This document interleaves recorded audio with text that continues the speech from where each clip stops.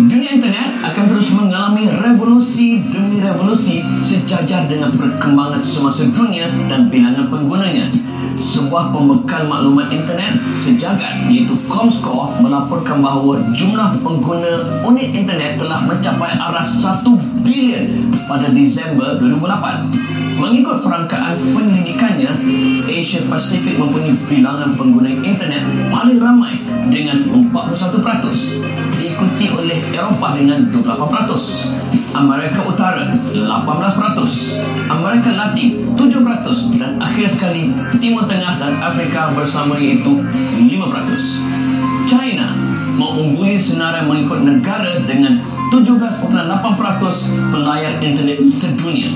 Sebelum dari kita berhenti rehat tadi, kita ada membincangkan tentang penggunaan jaring yang pernah dikenali untuk kita dahulu.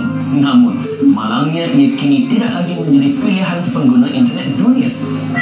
Bagi saya, kita telah berjaya untuk mengikuti perkembangan dunia daripada awal internet sehingga sekarang. Kita dari segi apa yang kita boleh buat sekarang sama saja dengan apa yang kita buat di negara lain. Itu tak ada masalah bagi saya lah. Kita maju, kita berkembang. Cuma yang menjadi isu pada kita ialah dari segi kos dan kualiti. Dan ini bergantung kepada macam mana kita membangunkan prasarana yang seperti yang kita jelaskan tadi lah.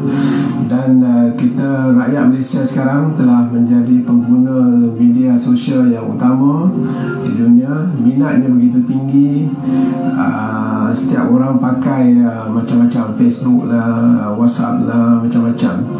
Jadi kita dari segi penggunaan ini kita mungkin lebih maju daripada negara lain. Kita menjadi pengguna yang tertinggi berbanding dengan negara lain. Itu kita boleh tengok dari segi positif ataupun negatif.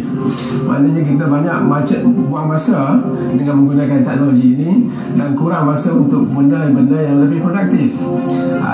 Itu adalah isu yang boleh dibincangkan lah, boleh didebat, dihujah sama ada baik ataupun tidak baik.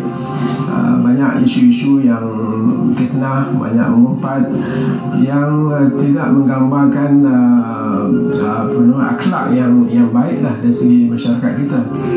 Baiklah, sampai di sini saja perkongsian kita pada hari ini. Terima kasih kepada semua yang menanti sehingga ke akhir rancangan. Jangan lupa, temu janji kita di waktu dan hari yang sama minggu harapan dalam Ensiklopedia Hujung Jari.